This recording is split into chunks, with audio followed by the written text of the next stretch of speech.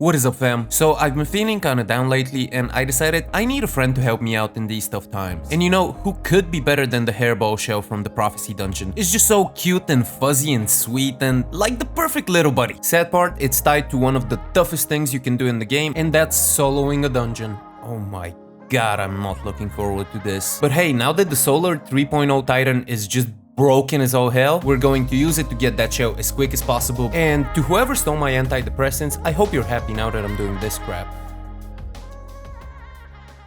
Now, let's talk about this build. As I already did tell you, it's Solar 3.0, it's on the Titan, and it's just ridiculous. It's almost like a big joke. It reminds me of my life, even though, you know, jokes have meaning.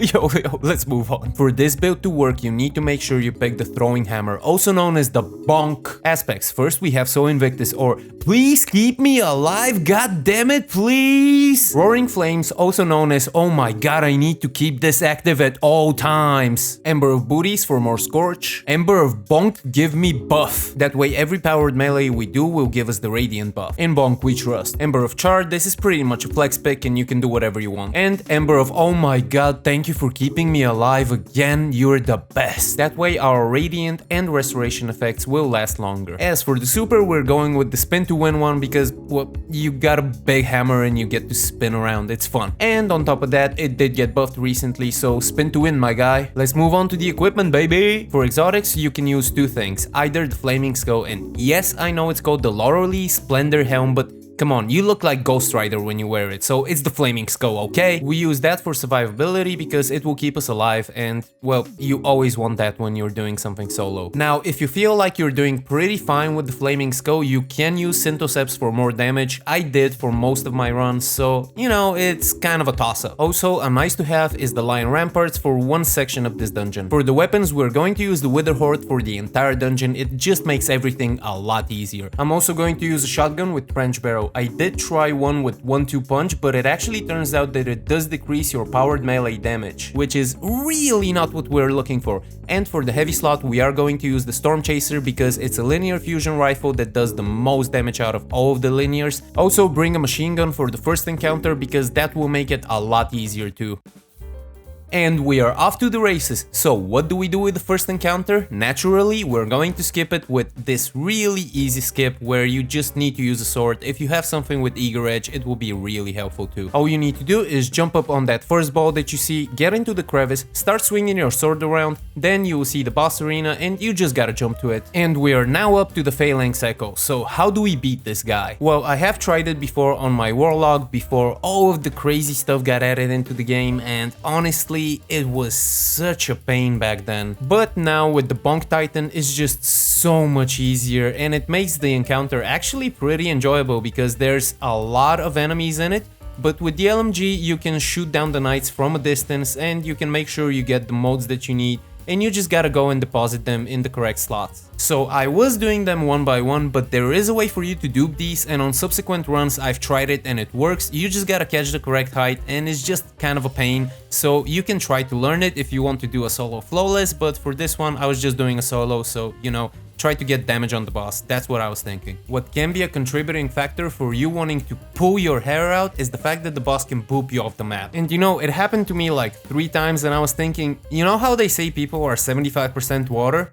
I'm just 100% useless. My god, these are so bad, but let's commit to the bit. So we just go around and bonk everything in sight. And I'm not gonna call it the big M, I'm just gonna call it taking population control by bonk. So after depositing all of the modes, I went in with my super and tried to do the most damage I could. And holy zoink Scoob, this actually does hella damage. Just look at this bar going down. Holy! But if you squint at the screen and look at it really carefully, you're going to notice the reason why I just wanted to end my suffering after this fight. Yes, 1-2 punch actually decreases the damage of your bonk, which is super infuriating to find out after the fact when you see that you could have probably one-faced the boss if it wasn't for that. Or at least, I could have done more damage. But you know what? It doesn't really matter because we got the boss down really easy in the second phase, and now it's off to the sands of time, or heaven and hell or whatever they're called.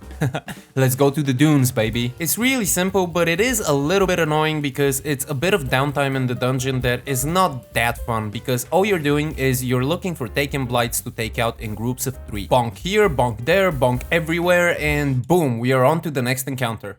That was quick. To be honest, the next one is probably the most complex encounter in this entire dungeon, at least in my opinion, because there's a lot of things to keep track of and it just gets to be like...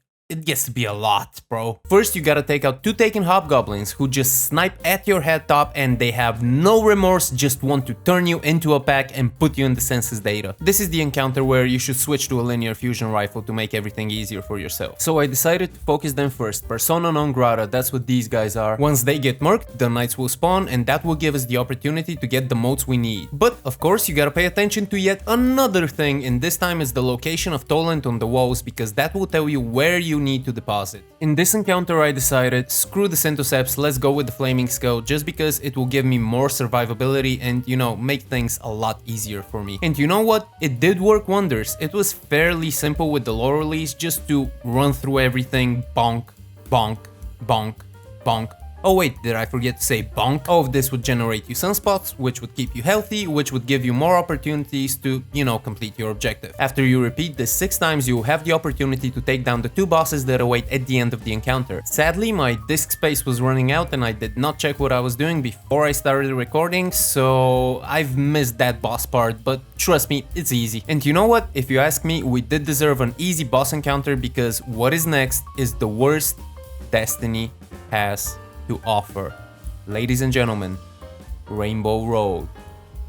So, if you're not familiar with what I'm talking about, there's this track in Mario Kart called Rainbow Road, which is easily the most difficult track in the entire game. Basically, it's a track suspended in the air which has 0 guardrails and multiple paths that you can take. Does it remind you of anything? Here, it's called Ribbon Road, and to be completely 100% honest with you, I really hate this part of the dungeon, man. I'm sure you've heard of love-hate relationships. This one is a hate-hate relationship. I hate this track and it hates me. If you don't know, there's a triumph associated with this dungeon which will reward you with a sparrow if you complete it flawless. You don't even need to be solo, you can be in a fire team for it. And every time, without fail, I would die at Ribbon Road. Honestly, I still feel kinda salty about my first clear of this dungeon, where I got to Ribbon Road without any deaths, and of course, it beat me senseless and took my lunch money. But no, this clear, we look at the face of death and we say, not today. I hop on my Sparrow, determined but swerving all around, kind of like Jack Sparrow. Dodge a couple of hobgoblin snipes. Almost fell off the road, but no, I decided I would jump from my Sparrow and just use Lion Ramparts to save myself. Reaching the midpoint, I knew that there was a safer option, which was just to jump on the platforms, so I decided to take it. Every platform down would spawn another Centurion, but I just ran past them. I even hit up the secret chest, and at the end, through sheer willpower and determination, I got off the Rainbow Road and into the next encounter without dying. Alright, so let's stop with this epic tone, but yeah, I managed to get through this without dying even once, and it felt just so incredibly amazing. Now there was just one thing left, and it was of course the final encounter against the Kel Echo. Finally, we are at the last boss of the dungeon. I can just taste victory at this point, but in all honesty, it's definitely not easy. So, how does this encounter go? What did I do? So, first things first, back to the Centoceps, because that way we have a lot more damage on our bonk, and honestly the rooms are just filled with enemies, and this will make things a lot easier for us. Bonk everything in sight, clear the room, that's my first thought. There are 3 different points for depositing motes, so I decided it will be easiest if I just take out the thrall first, then I focus on the knights and make sure I get the correct motes. The enemy density in this first room before you get to the actual Kel Echo is just ridiculous. Even for a full fire team of 3, this would not be an easy encounter. But I am focused, I've gotten this far and I just cannot lose. So the next issue, after you deposit, ogres will appear, and that makes things a little bit harder. So what do? We put down a barricade, and since we have classy restoration on, that will give us a lot of healing. If Roaring Flames is at 3 stacks, boom, you're golden. You can just one bang the ogre. Now just stay alive and try to do this 2 more times in order to get to damage. I get to damage and what happens? A freaking hobgoblin kills me at the Kel Echo room right on the last platform. So frustrating, but that's okay, we have all night, let's boot it up again. So we start over, bonk, bonk, bonk, bonk, you know the drill. We get to damage again, and what happens due to poor Titan mechanics, of course, I die when trying to jump to a platform. But I decided I'm already sad and lonely, there's no reason to get angry, let's just boot it up again. And we go through the same routine, bonk, bonk, bonk, get to damage phase. Naturally, I wouldn't be myself if I did not die the same way on the same platform again. And there I was, asking myself, is depression an emotion or a state of mind? Because right now for me it's a lifestyle, but I decided to dust myself off and try again. So we respawn, bonk bonk, get the damage phase, and guess what happens? I died the same way again. At this point I'm ready to use a spoon and just end it all, but let's go again. So respawn, bonk, bonk, bonk, deposit, deposit, deposit, and we get to damage phase again. This time I'm really careful and I get about a third of his health down. So things are looking good. I'm at the second room, now there's a lot more places to hide in and you know, just kill throw for ammo. Bonk, bonk, bonk, deposit, deposit, deposit, second damage phase, let's go. This is the point where the dream seems real, but I don't want to get too cocky. And now with an effective use of the Wither Horde and my super on the final platform, I got him down below half health. I am now 100% sure we can definitely do this. But now since I didn't have any heavy ammo, I had to clear the next room in its entirety. And that is what I do, and since I'm running double special, yeah, the heavy does drop. Another really good damage phase, he does teleport me off of the final platform, but I did get him to below 1/3 of his health. And now I'm at the most difficult room, the one which is most open, so I'm just trying to survive. I clear absolutely everything from the room and I pick up all of the heavy I can. This is it.